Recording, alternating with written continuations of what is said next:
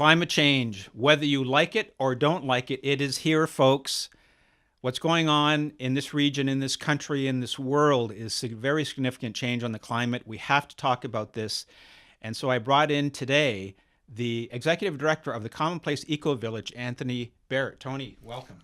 Thank you, John. It's good to be here. You set up the Eco-Village. We'll talk about that in a minute. But right now, we hear this guy in the U.S., Santorum, say climate change is a hoax. Is he right? Well, he's a politician, and he's speaking to people who want to hear that, and I think that's perhaps the direction of that message. Unfortunately, it has no basis in science whatsoever, and it is the exact wrong message that people need to be hearing. Tony, why should we care about climate change? Well, I think anyone who's gone through the last 6 months, I mean, we've seen some tremendous changes already in our winter. It's great to have great weather. It's great to have the the warmer weather, but it's also the problem is, of course, is that it's not particularly good for farming. It's not good for the insects that are coming up from the U.S. now that typically don't belong here. We had no ground frost this winter. The Great Lakes didn't freeze over like they usually do. It'll affect the water levels across for shipping in the Welland Canal. There's all sorts of immediate impacts, but of course, it's not going to stop there until we start reducing our emissions. The climate will continue to keep changing. And that's the problem. If it stayed at this weather, then people would think, well, this is kind of nice.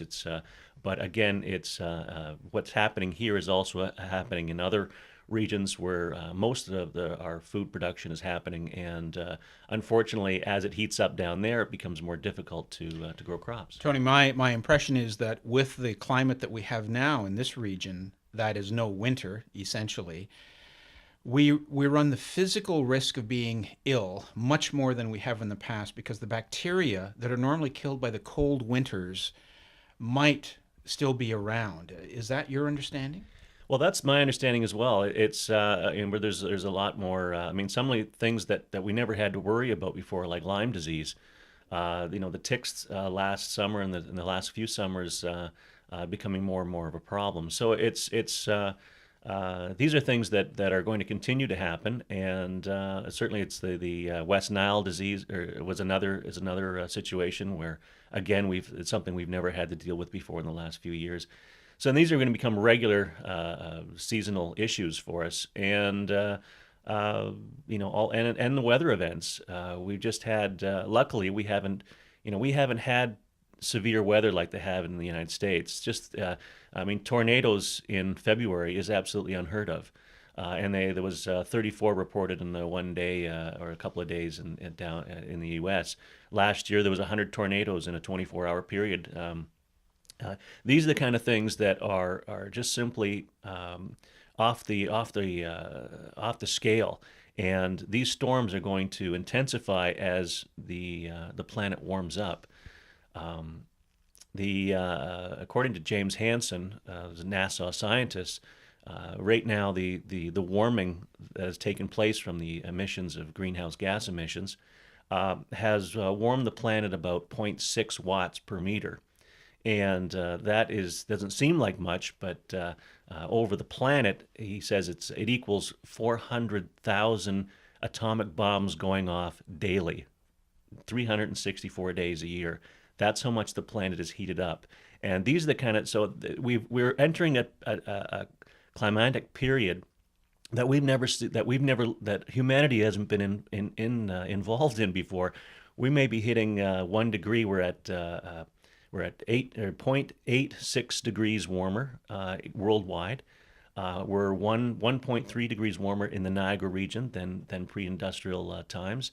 And we could be at 1 degree worldwide by 2015, and that's going to have a huge impact on our weather systems. And while all of that sounds pretty dramatic, and it is, it's no longer just some lunatic in the woods talking about climate change. Talk about even Niagara region is getting involved with it now.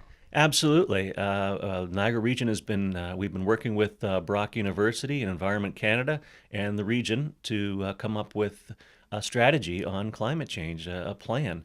And I've been fortunate to talk to or working with a number of business leaders, industry leaders, environmental groups, educators, and we're trying to put together a plan for Niagara, which is absolutely paramount for the next few years. Now, I'm going to have you on my Kojiko show in the next few weeks to talk about this eco home. Tell us briefly what the eco house is. The Eco House is an example of how we can live without fossil fuels. We have built a home basically out of waste, and it's powered by waste. It's built from straw bale, and it's powered by recycled vegetable oil from Niagara College. Niagara College's culinary program. So it's quite an interesting project, an interesting demonstration, and it's open to the public 6 days a week. Where is it? It's in Niagara Falls. It's just on the edge of Port Robinson on Grassy Brook Road, and we're very excited about offering that. And we built this at around $100 a square foot, which is pretty darn reasonable for homes. And tell us about what you're doing with the city of Welland. Well, the city of Welland has caught wind of what we're doing with this home, and they've recently, the city council has agreed to donate 6 acres of land to a collaborative group in which Commonplace Eco-Village is a part of, and we are building an off-grid 40-home subdivision, probably the first in Canada inside an urban center. So it's really, really excited about that. Love this opportunity. Now, Tony, depending on who you listen to, it could be a little frightening to hear all this about how the climate is changing. Give us some words of hope. Well, the thing is we talk about emissions reductions of 2 and 3%. As an example, like this home, which we've come in at a regular conventional cost, is actually we've reduced our carbon footprint by 78%. So these kind of big changes can happen. It's a question of people just looking for other ways of doing things, and the getting electric cars and all of these various. I mean, basically, we need to make a transition away from fossil fuels to electricity produced power, and that's what this house is all about, and the project in Welland. So, in our own homes across Canada, what can we do to help? Well, one of the things is just get informed. There's a huge gap between reality and the public debate on climate change, and we have to start talking about this as an upcoming event. Our politicians are basically going to respond to our concerns, and unless we're talking about it, unless we are in fact concerned about this, we're not seeing the political changes that need to be done.